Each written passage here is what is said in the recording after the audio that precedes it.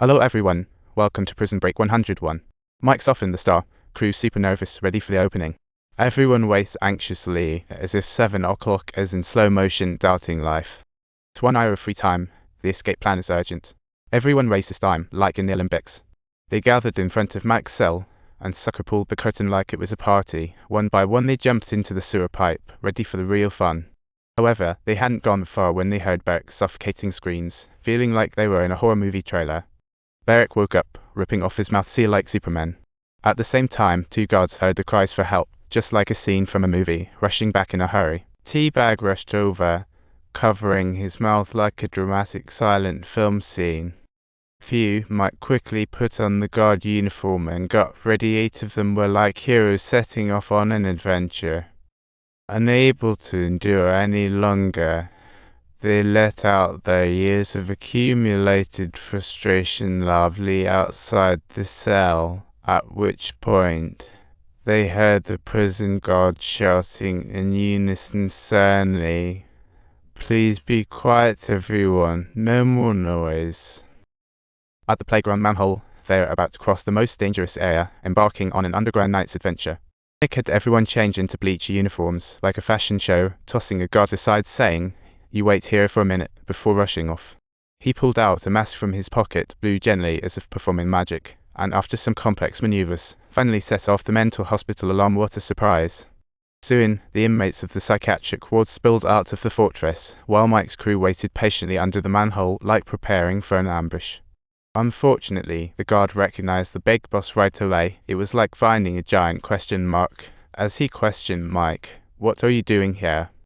They made their way slowly through the dim sewers of the psychiatric hospital, resembling a bunch of snails creeping along, and finally arrived safely at the infirmary to be reunited with Mike's brother Lincoln. A truly heartwarming and emotional moment indeed.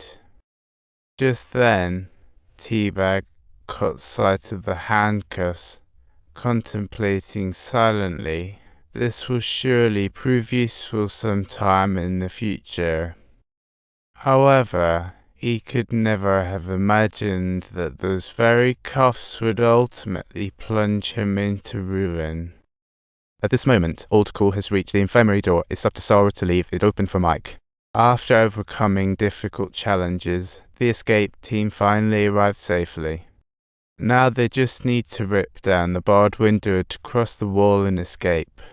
Suddenly, Mike had a bright idea, directing everyone to the fire escape to get hoses, tie them to the barred window, and throw some blankets around to attract attention. They orchestrated the window's fall like a concert, binding it to the elevator rail for a spectacular finale.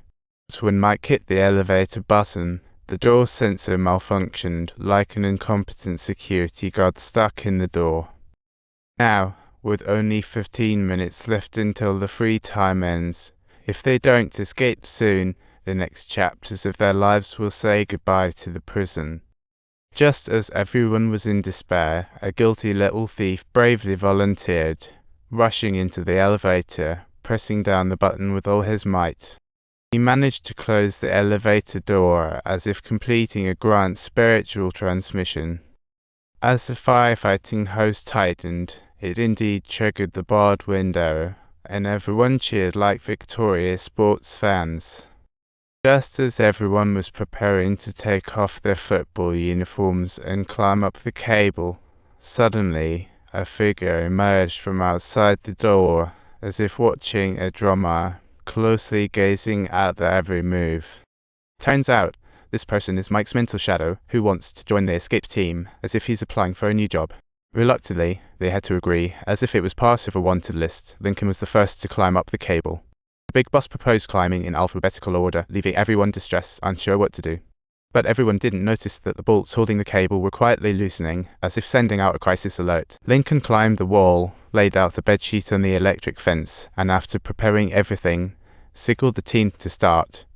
But just then, Old Cool suddenly collapsed, falling to the ground, as if facing a major crisis in the working world. Turns out he had been struggling with Berek that morning and ended up getting hurt by glass, and now he had become a glass person. In despair, Old Cool told Mike, "I have money hidden in a basement in Utah, in Double K Town, not just $1.05 million, but $5 million. He hoped Mike would keep half for his daughter and let the rest be shared among them. Mike nodded solemnly, while beside him, Teabag licked his lips with a cunning smile, as if pondering over some shiny, beneficial opportunity.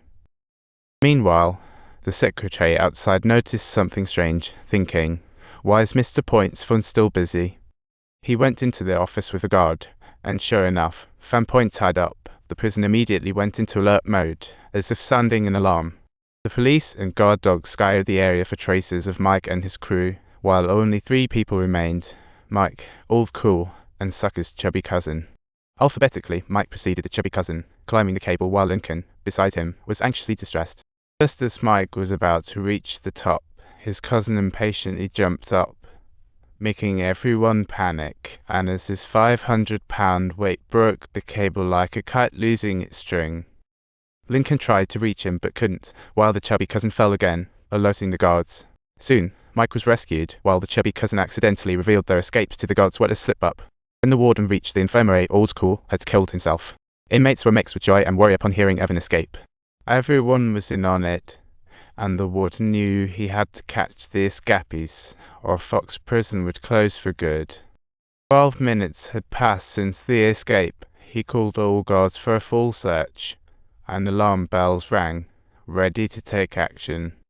Derek was brought back to the prison, demanding his men get him a shotgun, as if preparing for revenge. Unbeknownst to him, Mike and crew hid nearby in bushes, quietly waiting, a cat and mouse game. This nutcase inadvertently joined, but didn't lose his stench, a real gem of a character.